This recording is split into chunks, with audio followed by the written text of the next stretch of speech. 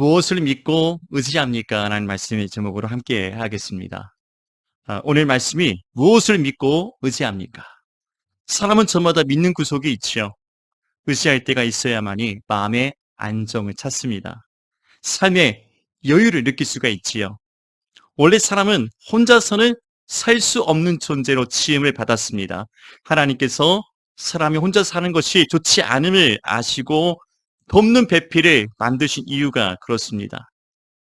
사실 돈이든 직장이든 가정이든 무엇이든지 서로 믿고 의지할 때가 있어야 걱정도 근심도 염려도 덜어내고 살아갈 수가 있지요. 그래서 할 수 있을 때 보험도 들고 저축도 하고 투자도 하고 노후 자금도 마련하지 않습니까? 사람이라면 누구나 앞날을 알 수가 없습니다. 그래서 더 든든한 인생의 동아줄을 만들고 붙잡고자 합니다. 평생 기대고 의지해도 무너지지 아니할 견고한 지지대를 만들기 위해서 오늘 하루도 우리는 안간힘을 쓰며 살아갑니다. 그래서 우리가 이렇게 이야기하지 않습니까? 열심히 공부해라.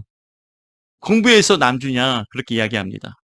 마음은 안타깝지만 자녀의 미래를 위해서 밤늦게까지 비싼 학원비 보내면서 공부를 시키는 이유입니다.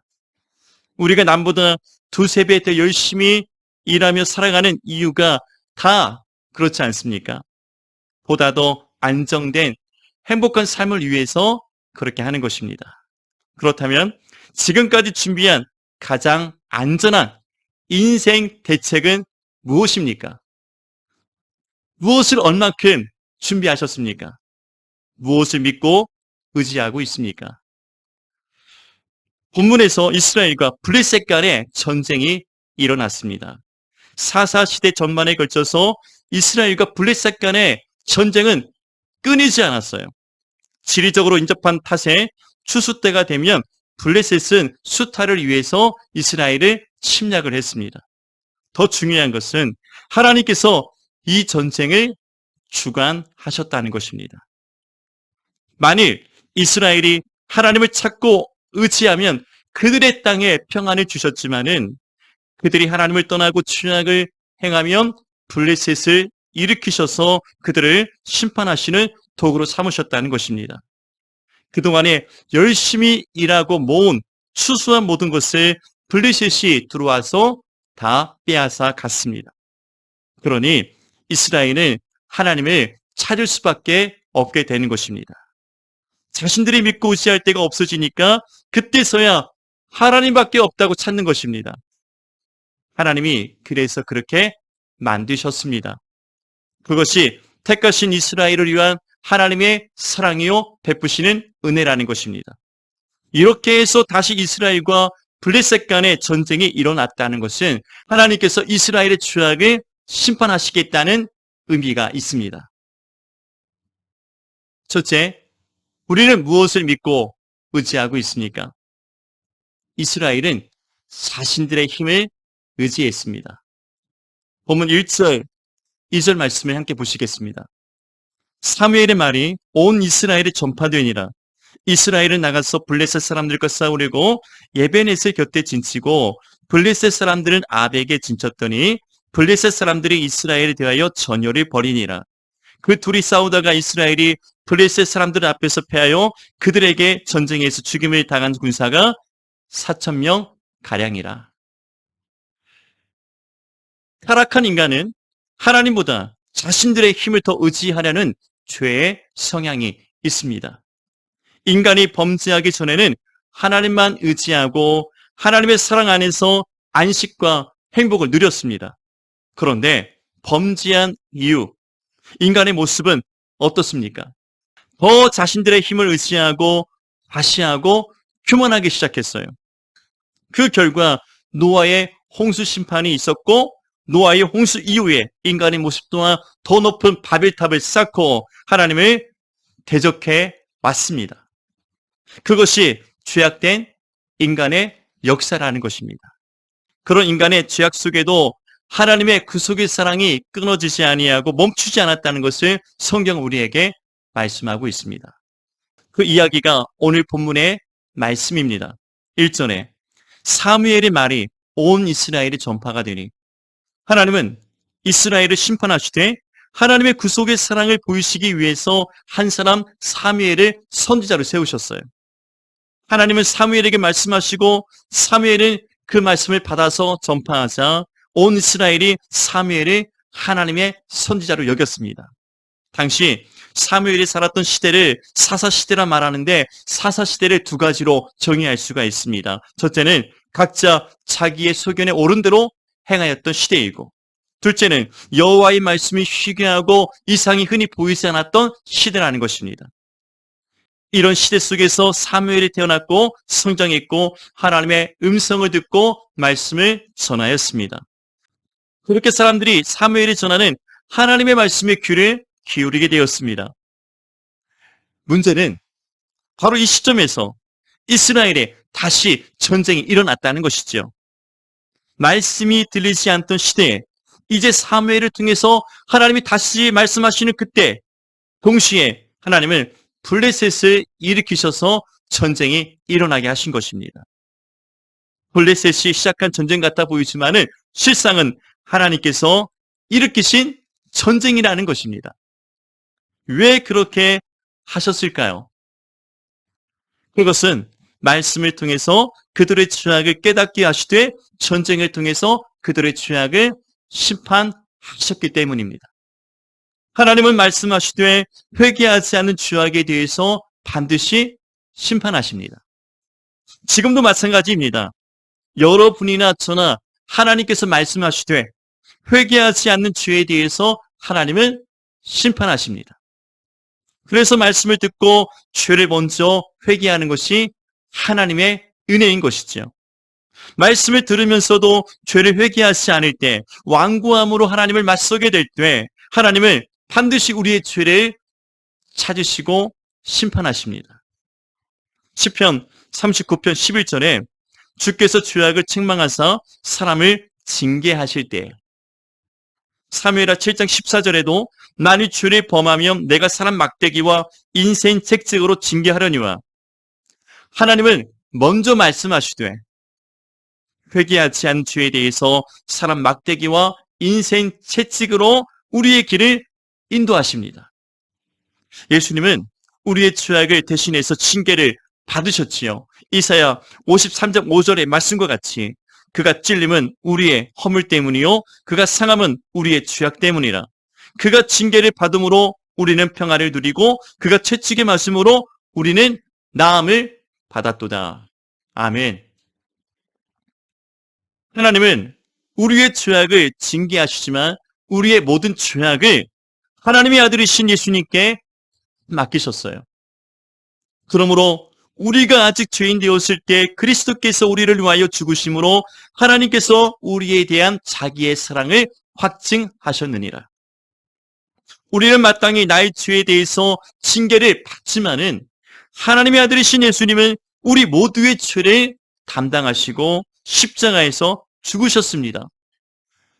우리가 용서받고 구원을 얻는 것은 예수님의 십자가의 공로 때문인 줄로 믿습니다.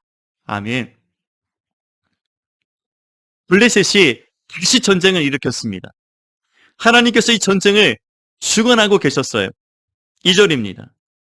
블레셋 사람들이 이스라엘에 대하여 전열을 벌이니라. 그 둘이 싸우다가 이스라엘이 블레셋 사람들 앞에서 패하여 그들에게 전쟁에서 죽임을 당한 자가 4,000명이라.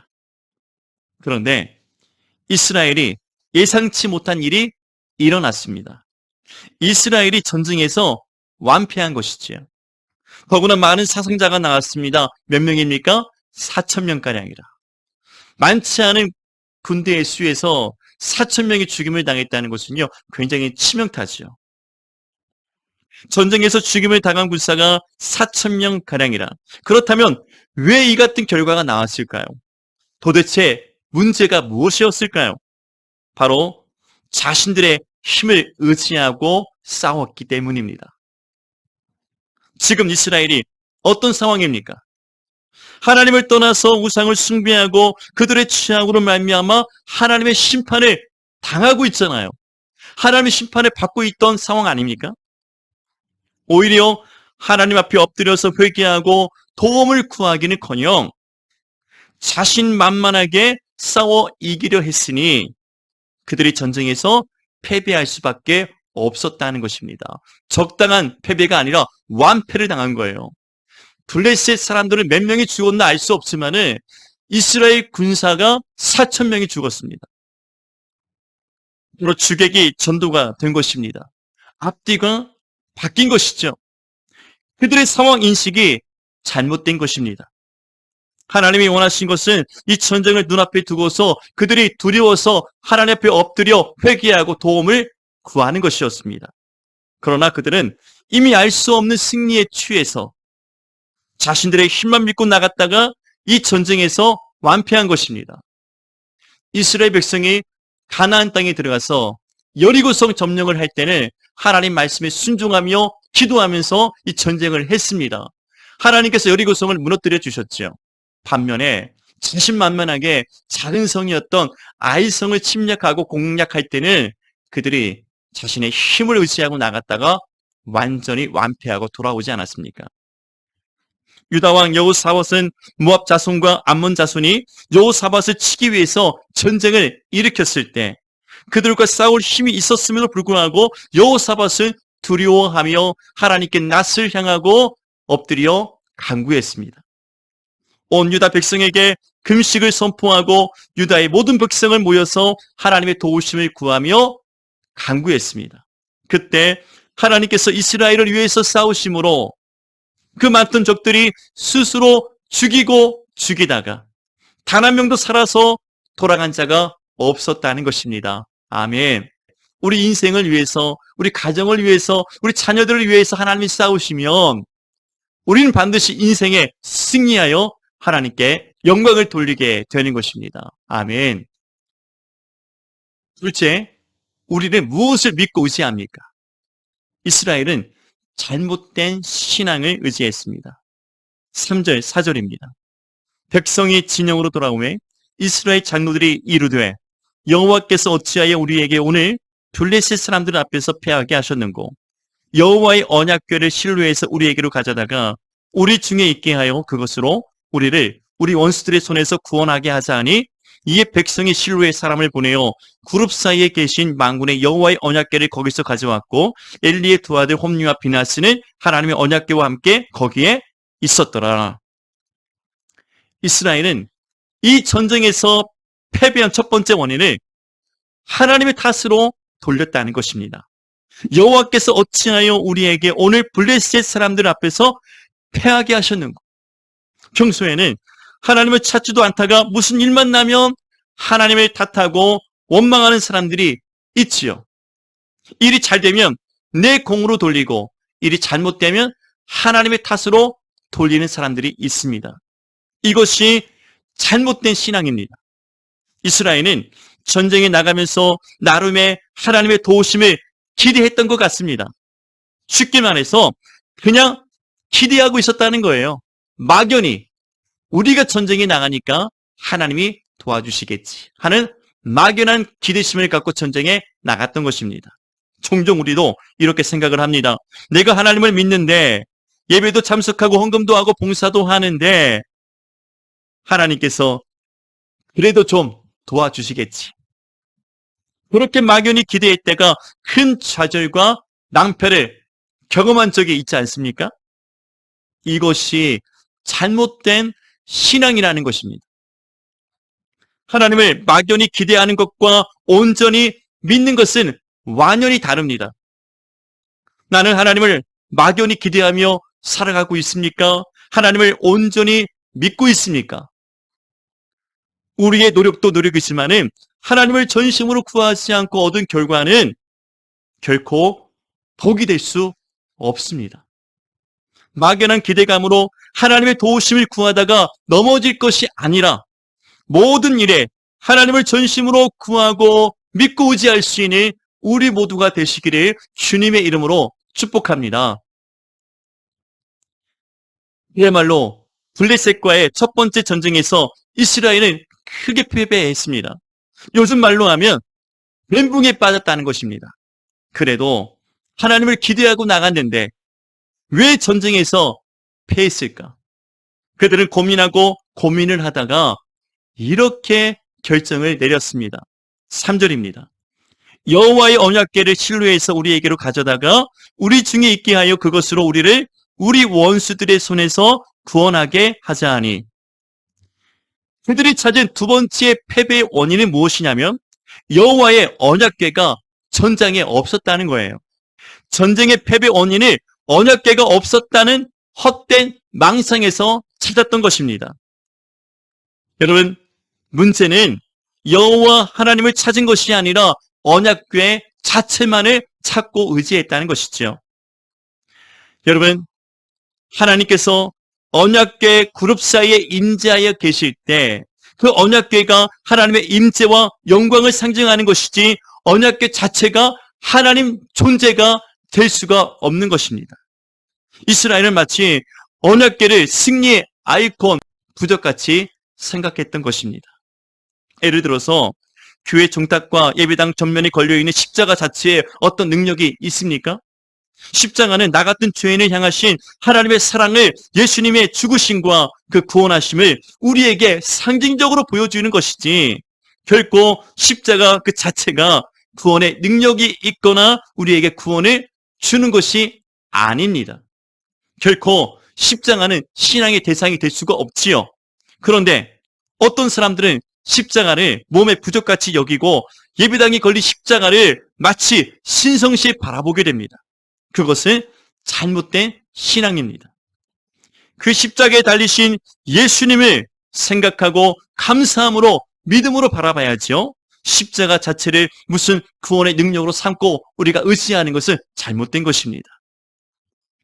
고린도전서 1장 18절에 십자가의 도가 멸망하는 자들에게는 미련한 것이요 구원을 받는 우리에게는 하나님의 능력이 됨이라 그랬습니다. 여러분, 십자가 자체가 아니라 십자가의 도, 십자가의 복음이신 예수 그리스도가 하나님의 능력이 되는지를 믿으시기를 바랍니다. 아멘. 당시 이런 상황이 얼마나 이스라엘이 영적으로 타락하고 후패했는가를 우리에게 보여주는 것입니다. 결국 하나님의 언약궤를 가지고 전장에 들어왔지만 언약궤를 앞세우고 나갔던 전쟁의 결과는 무엇일까요? 3만 명이 전사하고 하나님의 언약궤를 블레셋에 빼앗기고 말았다는 것입니다. 하나님이 아닌 자신들의 힘만 의지하고 믿고 나아갔다가 4천 명이 전사했고 잘못된 신앙의 판단으로 말미암아 3만 명이 즉사하는 비참한 일이 일어나고 말았습니다. 하나님을 믿는다고 말하지만 말만 믿을 뿐 여전히 잘못된 신앙으로 하나님을 멸시하고 있지는 않습니까? 하나님이 아닌 다른 것들에 우리의 마음을 맡기고 잘못된 신앙으로 하나님을 섬기고 있지는 않습니까? 오늘 또 무엇을 믿고 의지하고 살아가고 있습니까? 오직 살아계신 하나님, 우리 주 예수 그리스도만을 믿고 찾고 의지하는 우리 모두가 되시기를 주님의 이름으로 축복합니다.